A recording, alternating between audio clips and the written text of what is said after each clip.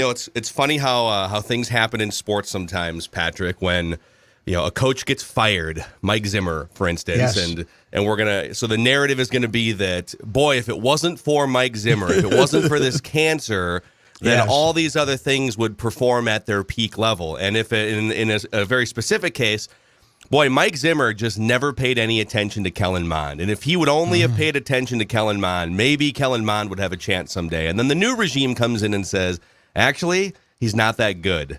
Yes. He was among the first players informed this morning that he will not make the 53-man roster. And I think that probably helps their chances of having him on the practice squad, right? Because as long as they can convince everybody he can't play, I suppose they can put him on the practice squad, right? You'd rather have him there than Mannion, or maybe not. I don't know. Maybe they'll pick up somebody who gets the next Nathan Peterman from someplace, right, and put him on the practice squad. What do you think? Do you think they're even going to bother to put him on the practice squad? Judd, turn your mic on. Yes. Podcast. I got muted. Podcasting 101 here. Okay, there we go. Okay.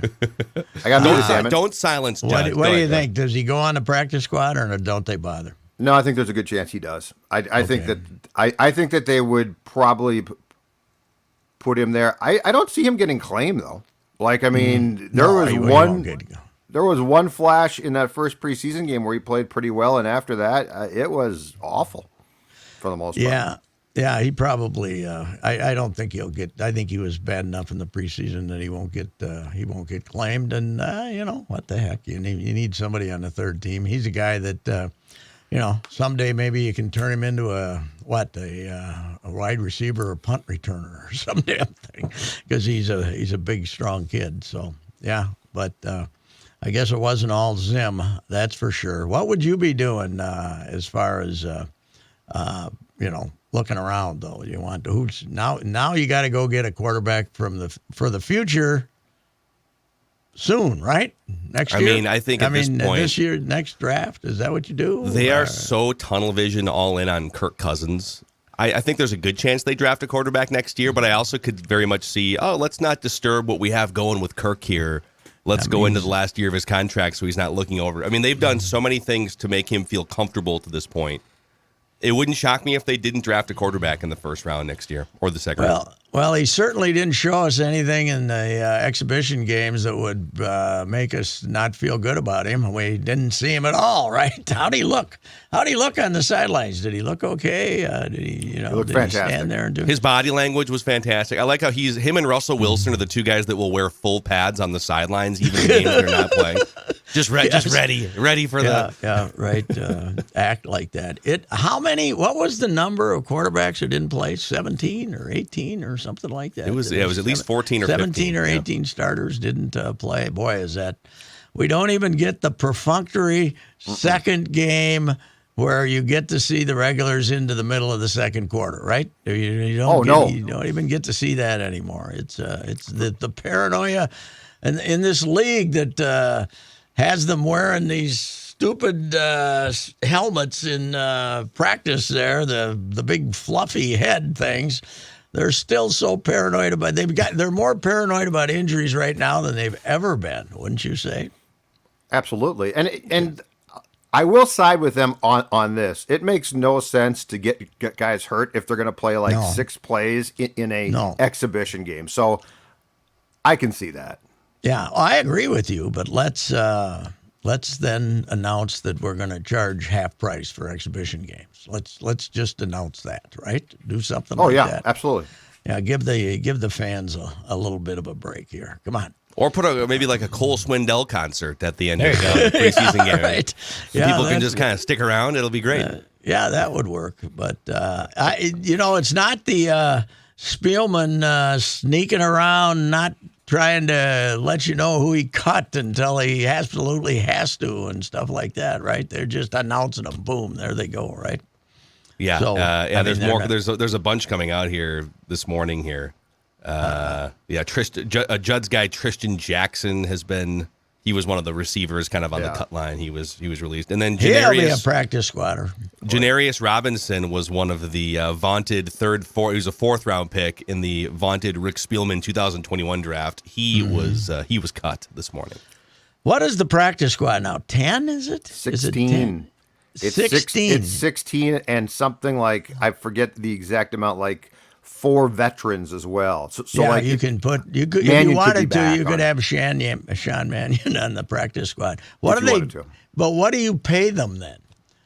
If you put him, if you put a guy like that who has a contract on a practice squad, then he just gets practice. Is there a different pay for veterans on the practice I would have squad? to Do we look. know? I'm sure there is. Then 16. We really need 6. Well, you know what? They have to have something to occupy all those coaches, right? I mean, there's got to be somebody for those coaches to talk to, the 29 coaches to talk to. So what the heck? My favorite is without a doubt, the quarterback, because we have the offense, we have the head coach who's a quarterback, right? And then we have the offensive coordinator who's very involved in quarterbacks. And then we got the quarterback coach. And now we have the assistant quarterback coach. Yeah. So we have 4 coaches for 3 guys, right? So I'll take it. it's like a prep school. Yeah, it's pretty amazing. That's for sure. But, what are they looking for on the waiver wire? What do you think? Tight ends. Tight end, yeah, that's right. They'll have to get a tight end, right? I wouldn't be shocked if they tried to claim an interior defensive lineman, because they actually need some depth there. Now, Ndamukong Suh's out there, but if he's going to get signed, it's going to be after week 1 now, because you wouldn't have to guarantee his salary. Yeah. So those are the 2 spots I wouldn't be surprised if they claim guys. Where was his last stop, Sue? He was in Tampa for a while. Was he Tampa. there last year? Was he still there? Yeah, last he was year? in Tampa I last believe year. so. Okay. Rams before that, right, you guys? Yep. I think Tom Brady is not going to be a happy man this year with a terrible offensive line and a team that's going to go. I don't think he's ever been 7-10 in his life, has he? We need another part to his life documentary or whatever. Just about what happened in the last 2 weeks. Where did he go? Yeah, Why does he want- look different now? I want photos of him and Giselle on the beach. That's what especially the Giselle part. I don't care that much about Tom, but didn't they spend 2 weeks in the Bahamas or something? Yeah, allegedly. that's supposedly the story. that Tom she is told not him. going to Tom is not going to give us the insight. That's for sure. He said, This I'm was- 45 years old, man. I got a lot of bleep going on. He's going to be one of those guys. He's going to be, and you guys have made this point several times. It's Favre 2010, baby. Why did I do this? Why did I come back this one? I just played my best that I've played in 10 years for the Vikings. I can go out glorious, courageous guy who got beat up in the NFC title game, or he would have taken this team to the Super Bowl. Instead, he comes back and ends up just being miserable on a miserable collection of players. He He is gaunt too.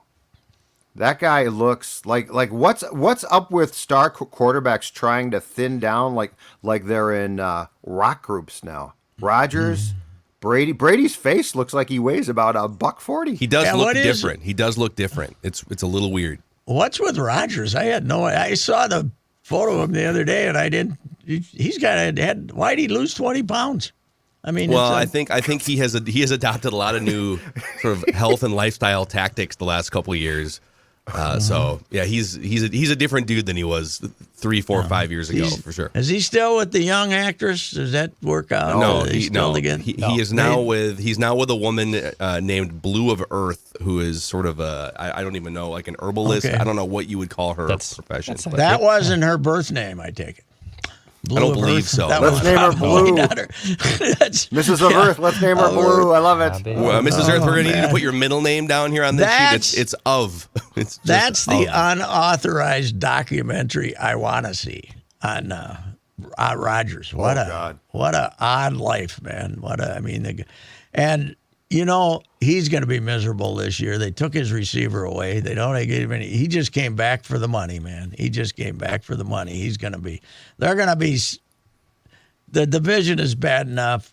They're going to be fighting to get over 500 this year. I think they're not going to be that good. Their roster's still pretty damn good, though. So Defensively, they should be good defensively, but I don't know who's he going to throw to?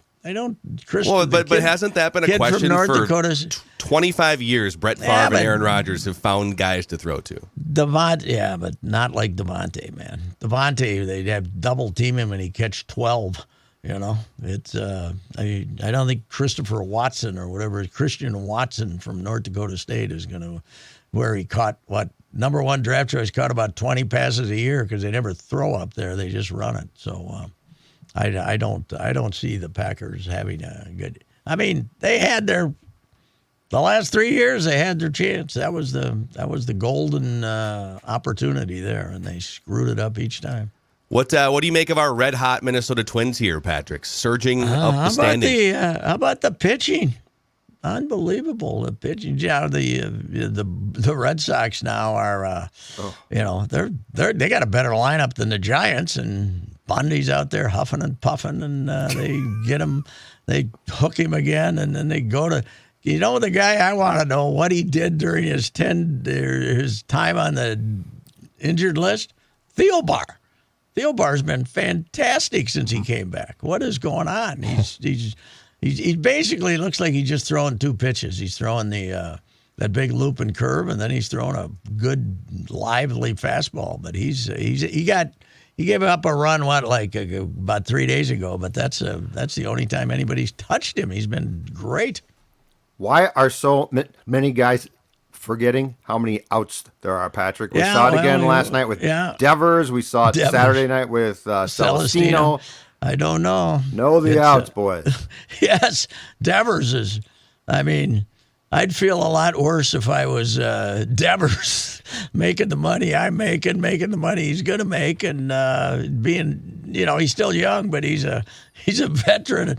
He was just cool as school running over to the dugout, but there was only two. Because I was watching it saying, wait a minute, I thought there was only one out.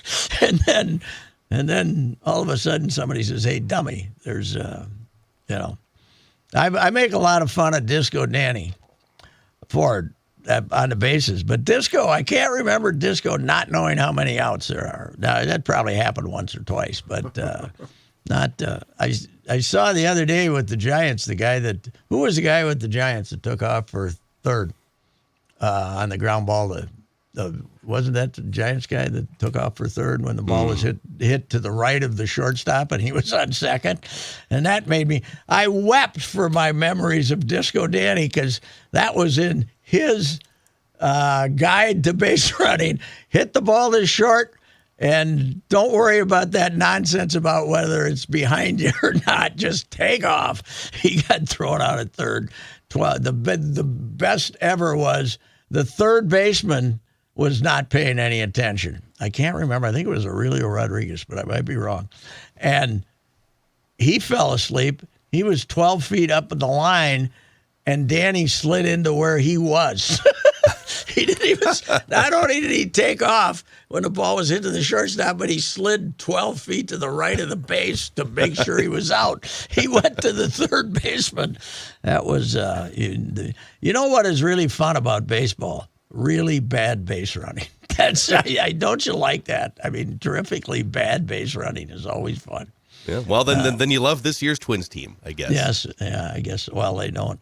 You know what? I think I said this to you guys a couple of days ago, but the Glad Man was doing a little, almost a tirade on the play-by-play the other day about how this team doesn't do anything with its base runners, and he was going through. Look at the contenders; they got 80-some steals. They've stolen 80-some bases. He says, these guys haven't tried it 80 times, haven't they? They probably haven't. Even I don't tried think so. It I think they have by times. far the most or the fewest successful steals for sure. Oh, by the way, they have. Are they getting slowly to tell us the truth about Buxton here now?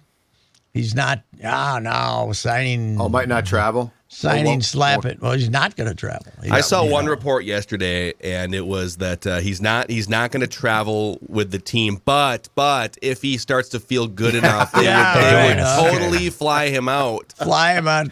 Fly him to New York. Coach, though. That's what they do. Would fly. We'll get you an aisle seat, but it's a little expensive. Then signing Billy Hamilton, who Did they activate him, by the way?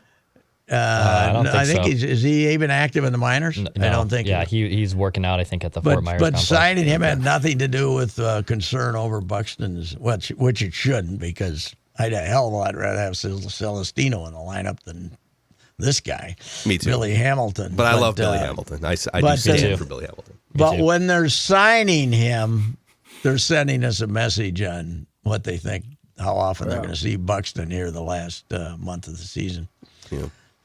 You know what, though? It's kind of like all of a sudden they've decided to function without, we're not going to sit around and dwell on whether he's playing or not, because he's going down again, man. So They also made their decision on Kenta Maeda, it sounds like. yes, They don't want to rush him here toward the end of the season, so he will wind up missing a year and a half with Tommy John surgery. and that they have that third catcher now, so that's kind of a indication that when most of the time when Sanchez plays now, it's probably going to be as a DH, right? That's it. Didn't you get that impression? You got the third catcher, and they want to catch on Sunday. Yeah, he did catch it. He did catch I know on he Sunday. did. I know he did. But I'm saying that I think that Sandy's going to be behind the plate a lot more than he is. I love Sandy. I love him. Sandy, Got to see a catcher. Yeah, he is. That's how God intended catchers to look. Man. Amen. They're not supposed Hitting to look 165, but they can work 75, some yeah. counts. They can work a few counts, and they're going to be a great backstop. Pitchers love him. So I did a piece yesterday, or for today, I guess, on Lance being the third overall, having a Minnesota kid be the third overall draft choice as a quarterback, and how few draftees that we've only had like 8 first-rounders come out of Minnesota high school since 1950, 8 or 9, something like that, all of linemen. But then I looked up Maurer.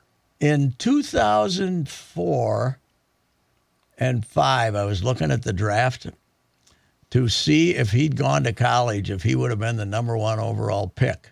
And why didn't I write down these names? Because the 2 guys that year, when you look at, one of them was Eli Manning. And Eli Manning didn't have a off-the-charts college career.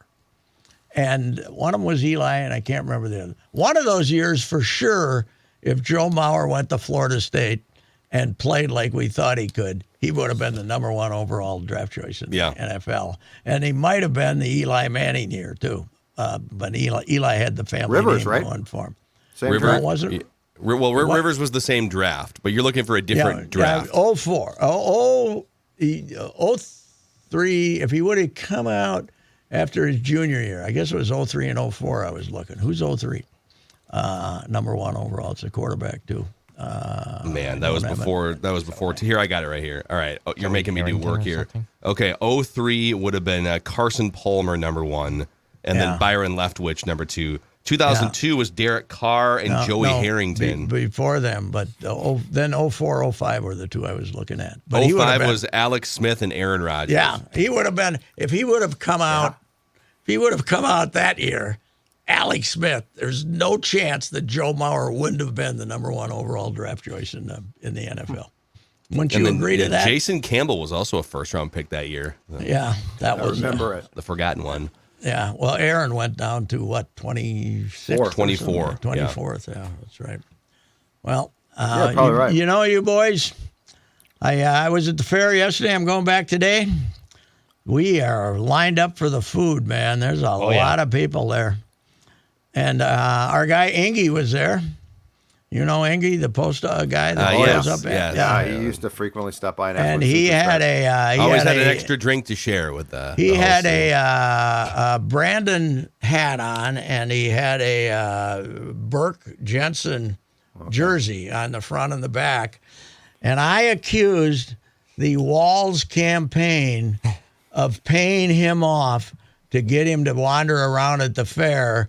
They could have, if they see Ingy as a supporter of Jensen and Burke, that could cost those 2 guys the election. if you see, it's going to backfire on them. Yeah, well, Ingy is he is more lunatic-y than ever, and he was there yesterday wandering around. And I did make that accusation publicly that the there should be a campaign practices suit filed against the Walls because they had to sponsor this idiot being wandering around there. So anyway. Well, be careful out there. Are you going out there again today? Yeah, heading out there. We got a Star Tribune. We're going to sign a few books there, and then we're going to have 50 people come up and ask where the butterfly tent is.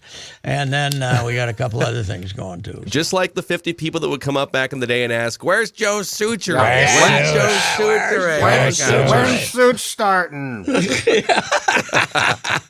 I hate you guys, but How I much love longer Suits. are you guys going to be talking sports up Who here? are you guys? Yeah, exactly. Who are you? Hey, where's the I'm the- K-fan booth? It's over there. Yeah. It's over there. Yep. Yeah, right across. Where's Sid? Yeah, okay. Yeah, all right. Well, enjoy your schnitzel. So go get a gizmo, by the way, and I had one yesterday. send me the smell. I gave O'Connell a 50 to go up and get gizmos for everybody. So they're now $12 a piece, man. That's worth it. Worth it. It's worth it. It's worth it. That it was outstanding. All righty, gents. All right, Get out Pat, to we'll the see. fair. Come on, join the fair. Bye, Patsy. Bye. Enjoy yourself. That food review is presented by our friends at Federated Mutual Insurance Company. They've been around for over 100 years, helping business owners with risk management, tools, resources. You can find a full list of industries Federated protects at their website, federatedinsurance.com, where it's our business to protect yours.